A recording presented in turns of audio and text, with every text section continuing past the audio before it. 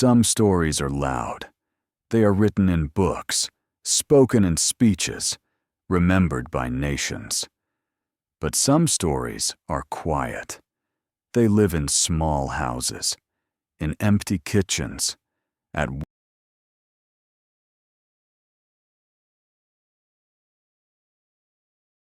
In the middle of World War II, the world was loud. Bombs fell. Nations burned. History was being written by generals and politicians.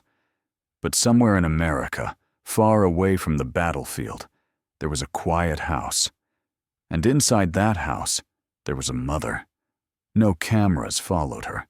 No newspapers mentioned her name.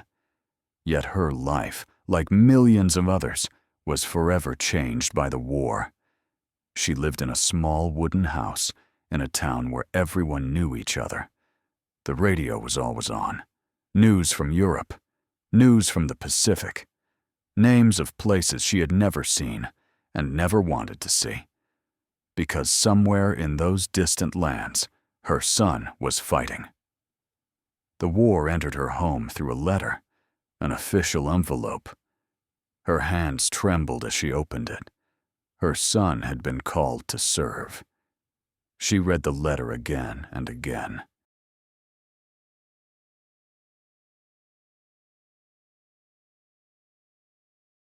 He left in the spring of 1942.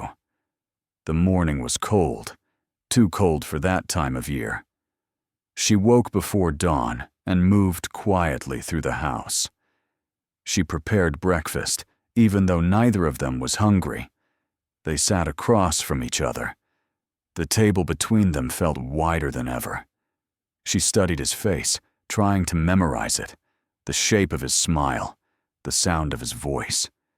She packed his bag carefully, a clean shirt, extra socks, a Bible that had belonged to her father, and finally, a letter. Simple words, gentle reminders. She slipped it into his pocket without saying a word. At the station, she hugged him tightly.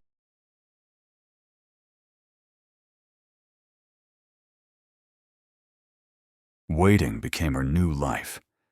At first, letters came often.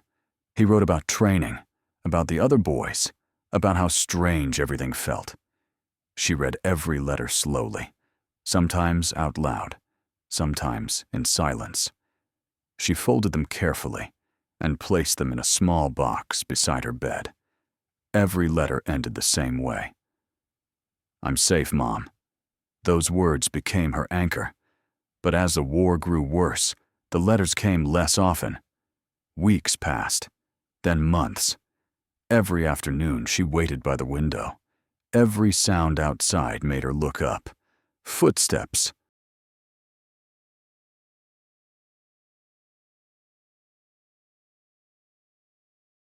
On quiet days, she whispered prayers she had learned as a child. Some mothers received telegrams. Some screamed. Some collapsed. Some never spoke again. Every knock on the door felt like the end of the world. But no telegram ever came for her. No confirmation. No goodbye. Only silence. Years passed. Her hair turned gray. Her hands grew rough. But her routine never changed. Every morning, she set the table for two. Every night.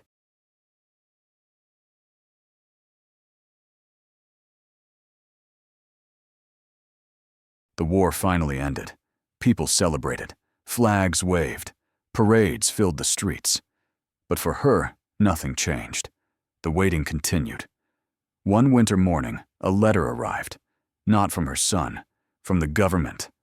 The words were formal, cold, final. Her son would not be coming home. She read the letter quietly. She folded it carefully. She sat at the table for a long time. She did not scream.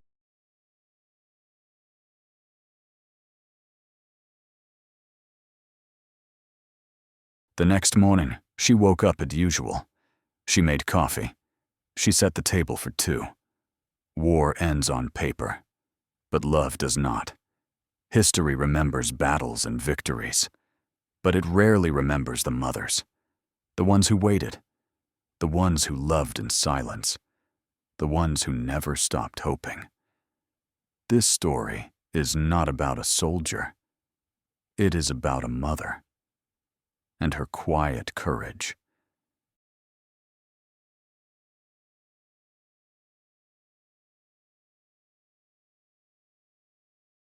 There are wars the world remembers, and there are wars fought quietly inside a mother's heart.